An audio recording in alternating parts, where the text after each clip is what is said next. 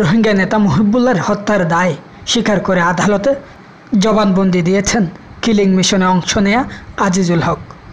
শনিবার 23 অক্টোবর সন্ধ্যায় Cox's Bazar senior judicial magistrate Zerin সুলতানার আদালতে তিনি এ স্বীকারোক্তিমূলক জবানবন্দি দেন। আদালত দেয়া জবানবন্দিতে গ্রেপ্তার আজিজুল হক বলেছেন, ঘটনার সময় অস্ত্র নিয়ে মুহিবুল্লাহর অফিসের সামনে দাঁড়িয়েছিলেন।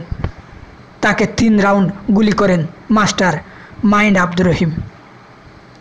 তাদের গুলি মিস হলে সে মুহিবুল্লাহকে গুলি করার জন্য প্রস্তুত ছিল। মাস্টার আব্দুর রহিমের গুলিতে মুহিবুল্লাহর মৃত্যু নিশ্চিত করে তারা ঘটনাস্থল ত্যাগ করেন। কিলিং মিশনে 19 জন অংশ নেন।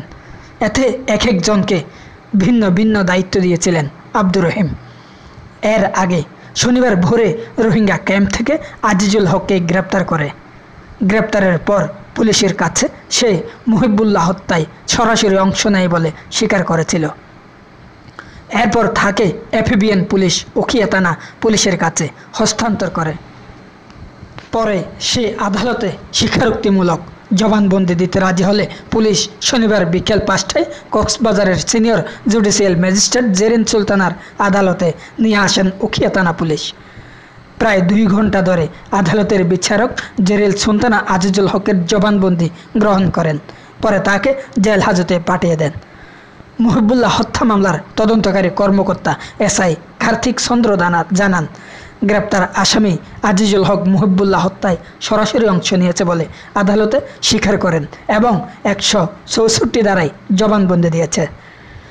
আদালতে স্বীকারোক্তিমূলক জবানবন্দিতে সে জানিয়েছে, গত 29 সেপ্টেম্বর রাতে উখিয়া কুতুপালং লম্বাসিয়া 1 ইস্ট নম্বর ক্যাম্পে রোহিঙ্গাদের শীর্ষ নেতা মুহিবুল্লাহর নিজ অফিসে তার সহকর্মীদের সাথে আলাপচারিতাকালে তাকে হত্যার মিশনে যে 5 জন রোহিঙ্গা অংশ নিয়েছিল তাদের মধ্যে আজিজুল হক নিজেই অংশ নেয় এবং তাদের 3 জনের কাছে অস্ত্র ছিল।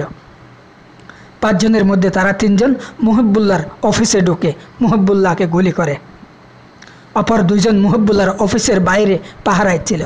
মাত্র 2 মিনিটে হত্যার মিশন শেষ করে তাকে মৃত্যুর নিশ্চিত করে পালিয়ে যান। মোবারক উদ্দিন নয়ন, TCN, কক্সবাজার।